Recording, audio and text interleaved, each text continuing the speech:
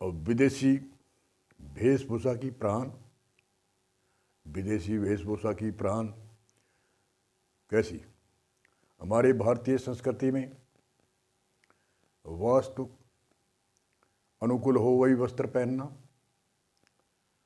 वास्तु अनुकूल हो वस्त्र पहनना चाहिए। ठीक है, आजकल अनेक तरह के रंग है, बिरंगे है, अनेक तरह के वस्त्र है, अनेक डिजाइन है, उसको पहनने में कोई अनोखी बात नहीं, कोई उसमें निंदा की बात नहीं। परंतु हमारे भारतीय संस्कृति का संविधान है कि जो स्वस्थ रहने के लिए जो वस्त्र हम पुराने समय में तो बिना सिलाई के पहनते थे छोटे बच्चे को, परंतु बिना सिलाई तो चलो आजकल प्रचलित हो गया। आजकल अनेक तरह की सिलाई की सुविधा हो गई, इसलिए वस्त्र टाइट नहीं होने चाहिए। आजकल जो पजामी ऐसी आती है, ऐसी लोअर वगैरह पैंट आती है जो बच्चे को ऊपर को, छोटे बच्चे को तो ऊपर को बेड पर सुला करे और ऊपर टांग करके खींच खींच के उनको पहनाते हैं और फिर उनको स्कूल भेजते हैं और एक गढ़ के अंदर टाई लगाते हैं। वो टाई ऐसी कसते हैं जिससे उसके गर्दन के पीछे की नस दबती है। और आयुर्वेद के अनुसार जो टाइट कपड़ा दबा हुआ जो गर्दन दबती है तो उससे दिमाग की प्रॉब्लम होती है, अनेक तरह की यादाश्त ख़त्म होती है और हमारे जो पीछे से जो हमारी रोशनी आती है आँखों के अंदर वो रोशनी कम होती है। इसलिए हमें वस्त्र पहनो। दूसरे विदेशों में तो टाई क्यों लगाती है कि यूरोप के कई 20-22 देश ऐसे हैं जिनके अंदर कई महीनों तक बर्फ़ पड़ती है, वहाँ नाक में पानी उसके चलता रहता है, इसलिए उसने एक टाई कपड़ा वस्त्र लटकाया था गले के बाद और वो उसकी फैशन बना के आज देश विदेश में टाई हो गई। तो पैंट पहने वो टाई, तो अरे पैंट पहनो तो पहनो, वो टाई का मूल कारण तो देखो भी टाई कहाँ से आई, कैसे आई।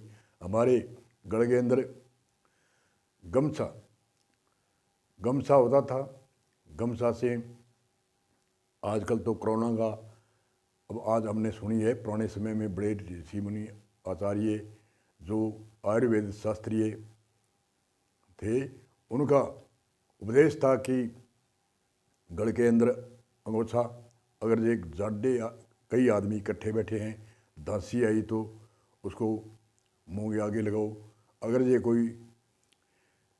कोई कारण ऐसी छींक आ गई, कोई दांसी आई तो वो मुख के आगे, गल में गुलदस्ता है तो गुलदस्ता जल्दी से निकाल के आपके मुंह के आगे लगा सकते हैं। दांसी आने पर अधिक आदमी बैठते हैं, उनके अंदर से जो वायरस कीटाणु है वो नहीं फैलते। छींक आई तो उसके वायरस कीटाणु नहीं फैलते। इसके गले के अंदर गुलदस्ता जो ढीला था, वह चाहे सफ़ेद हो चाहे जो समाज के अनुकूल हो उस गुलदस्ता रखते थे। और साफ़ी है, साफ़ी जेब में निकाले कई देर लगती है, फिर साफ़ी कहीं गिर जाती है, कहीं भूल जाते हैं। गले के अंदर गुलदस्ता है, वो दांसी आने पर, छींक आने पर, कोई भी हाथ पूछने पर, और उन गुलदस्ते को हम शाम को धो लेते हैं, सुबह भी धो लेते हैं। इसलिए हमारे एक सुरक्षा का और स्वास्थ्य का विधान है, कोई मान बढ़ाई का नहीं। आजकल करते हैं ये गुलदस्ता क्यों है, इसने ये क्यों लगाया।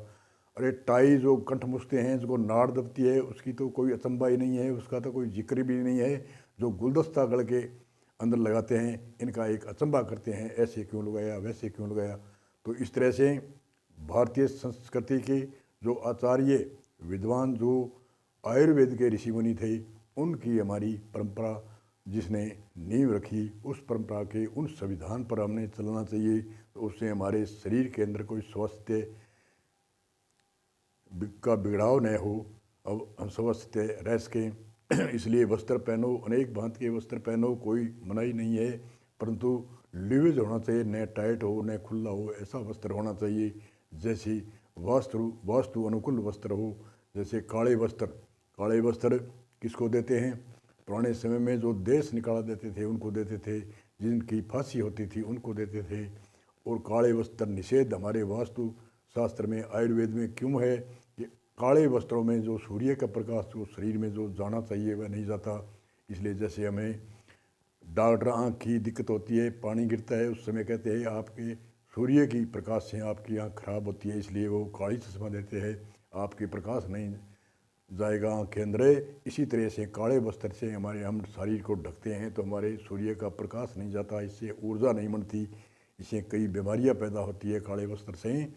और दूसरे काले वस्त्र कई चोर पहनते थे जी, चोरों जो रात को दिखते नहीं थे, और सफ़ेद वस्त्र का कहीं भी और तो वो रात में कितनी भी अंधेरी रात हो उसमें वह दिखता है, छुप नहीं सकता था। इसलिए अनेक कारण से काले वस्त्र हमें जो कोई आजकल की विरोध करते हैं पार्टी कोई नेता की, तो कोई काले झंडे दिखाए तो काले वस्त्र तो एक बिल्कुल निषेध सा उनको हमने पहनने के अंदर अपना लिया, तो धरकार है हमारा पहनने का।